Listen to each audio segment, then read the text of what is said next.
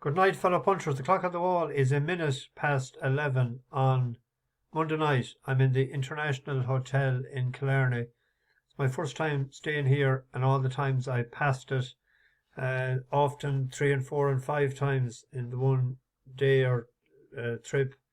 Hard enough to get the luggage in because there's no place to park outside. I had to park on the double yellow line, put on the flashers, and chuck them out fairly lively. But people respected, they know that they won't be there too long, so there'll be no honking of horns or bollocks on by the drivers. It's right by where the Jarvies have their depot or starting off point. With the back of my head, I see it in the mirror there, is it? It is. That's me. Have any ball patch? I've never seen that before. The lighting is not too bad. Nice and tidy room. We got here after 5, after leaving Cork this morning at 9 o'clock. No, 8 o'clock. We left at 8 because they had to be for golf and they want to be in time. It was a morning of... I woke at 2:30, perished with the cold. I had the heater or the blower or whatever you call it turned off, but it's controlled downstairs apparently, and the Americans woke with the heat, and I woke with the cold in the middle of the night. And the problem then with the morning challenge with the shower this morning, and they had the same problem. Couldn't get any cold water, so he had to take a fairly hot shower to get in quick and get out. They didn't like it at all. They like all cold stuff. So we headed to Glenbeigh. They slept like babies, the 4 of them. They were feeling the effects of their early arrival in Dublin and the jet lag. And the 2 guys went off golfing, and we went into Killarney. They went in shopping into Killarglen, into that Spar. It's a great shop altogether. It's massive. Brought them out into Ladies View and Tork Waterfall. And then after that brought them to Killarney Falconry. It's up there on the Gap of Dundlow. So I left them there at 1:15 and collected them at 2:15.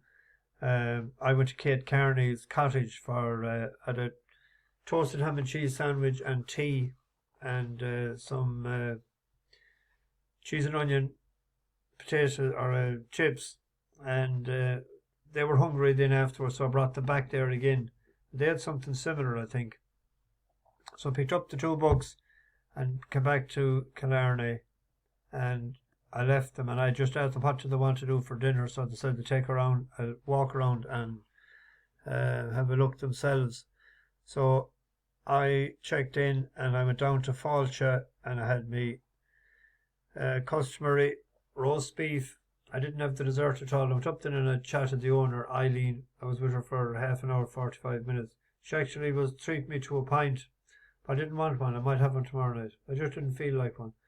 So I came back and looked at a couple of races that I didn't see, and just as I started looking at videos, I didn't realise it was so late. I have to be in... they said at the desk I was booking me breakfast for 8, and this is your companions are having breakfast at 9. I wasn't aware of that. We have to be in Dingle Crystal for 11:30. So we'll probably most of the day in Dingle tomorrow.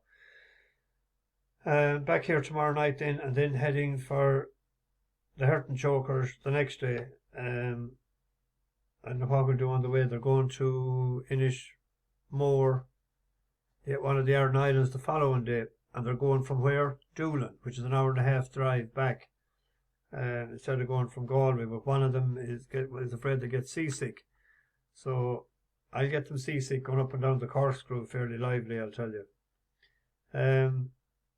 We had 2 runners today.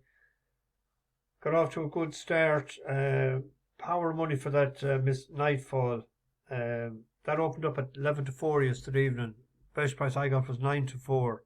It was 2s last night, 15-8, and it was evens this morning. Power of money for it all day. 1 snug. It'll win again 2, I'd imagine. It's a decent little horse. And then we had Balls Bridge. Fair to say that the jockey sort of made a balls of it, What was he waiting for? And he's sitting up when the other ones was rowing away, tipping away nicely with hands and heels and pushing and shoving and whatnot, and he was sitting up looking. That's the worst back in 67 rated horse, but I thought as a 4-year-old it might improve. But not to be. But anyway, they got 2-1, made a couple of quid. As I say, if we're winning a few pound, we're not losing a few pound. That was the naps are going all right the last while, so hopefully we'll continue. There's a short one tomorrow, but that's one I had mapped out when I seen the entries the other day. Let's get to it. One I expect to win tomorrow is East India Dock. You can see there it's carrying 8 stone 2, less the £5, and coming from the top weight is Beam or Call in the Wind, 10 stone 4. That'd be £35. This was awful unlucky the last day. Fanshawe is going fairly well. It was him that won for us today. It's 83. Didn't go up. But we'll have a look at the last day. That's him in the yellow there with the white cap. How he didn't win this race. We'll have to put on the old volume. Storm and Percy Shelley coming down the centre of the course inside the final 3, and Temporise is still there in front, and the one strictly to catch. Wonderful Eagle is in second towards the near side. Tenerife Sunshine tries to unwind. Percy Shelley, the light blue, from a long way back. Also Duke of Verona is staying on, racing now down towards the final furlong. It's Wonderful Eagle and Temporise who are now the first two. Duke of Verona looking for racing room, with on the near side Tenerife Sunshine, just over a half furlong to go. Wonderful Eagle has a lead of about a length and a half. Duke of Verona has got out late with East India Dock as well, racing out towards the line. It got very close. Wonderful Eagle on the near side, over on the far side the grey with Duke of Verona, and between those two, East. I can't understand the jockey didn't come to stand side on the rail. He'd won that by about 2 lengths. He's 11-8. He's the nap tomorrow. Would you believe the green bookie is still 11-8? The rest were 5-4. He was a bit bigger earlier.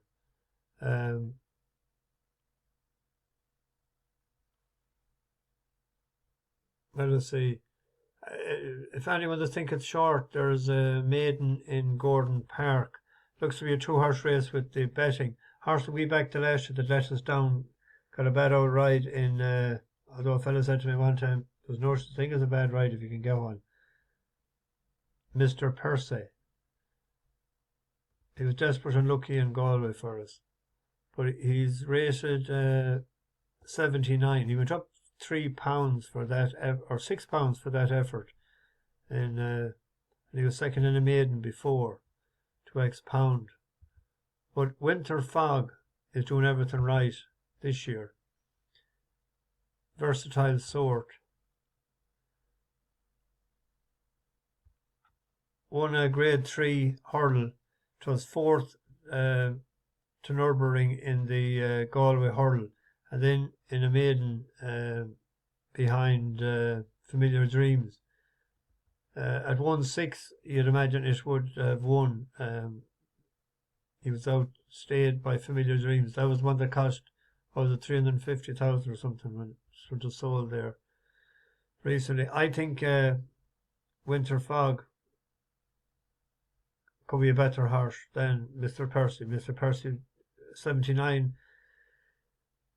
That Winter Fog could be a 90 rated horse, sort of, or in the early 90s. So I'd go for Winter Fog there, even though it's a 10-year-old. There was a great turn a couple of years ago, 10-1 into 7-2 favourite in first run for Willie after leaving him at Mullins.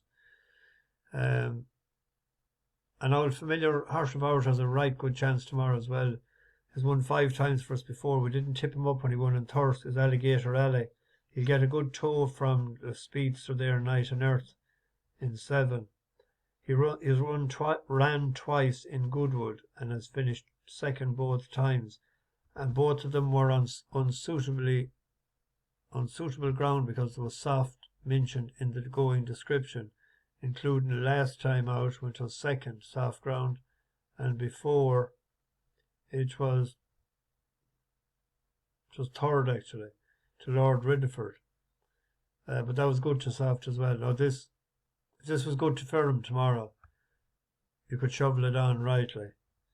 But it's competitive tomorrow. It should be in that race. Another run tomorrow, a bit risky, but we'll take a risk, is a 2-mile race in Newcastle. A race, the favourite there is Clockwatcher for Johnson's, but they're in and out. But there was a race here that Zavania won in Newcastle. And Have You Missed Me is out again tomorrow. But keep an eye on this lad here. I think this lad with Shea Farmer for Brian Ellison the last day. Ben Robinson takes over tomorrow and Ellison's yard is on fire. Keep an eye on this lad at the back. He gets in nearly what happened to Mick Kinane years ago at Giants Causeway with the whip that gets caught in the reins and the whole shebang. I think he might turn the form over tomorrow. What happened there? Open an account. Where's this gone to?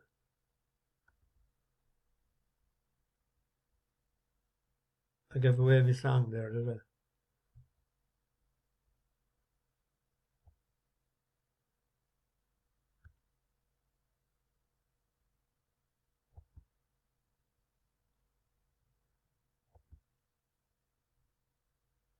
Is now coming under pressure on the far side. This is staying on. one here. Keep an eye on this lad. Because Have You Missed Me now comes through to dispute it with Ziania. On the far side, Solid Silver is under strong pressure. Making ground, trying to under pressure is Caldwell. But now it's Ziania who's gone back into the lead and leads by a length. Have You Missed Me under pressure. On the far side, Solid Silver staying on all the time. But Ziania has a 2-length advantage over Have You Missed Me. And Ziania is coming away to win it under Lewis Edmonds. Ziania is going to win it from Have You Missed Me in second. Solid Silver is third. I think you might overhaul him tomorrow, hopefully. His 4-to-1 shot. There was £4. What was it there? 10, 11 pounds. Tomorrow it's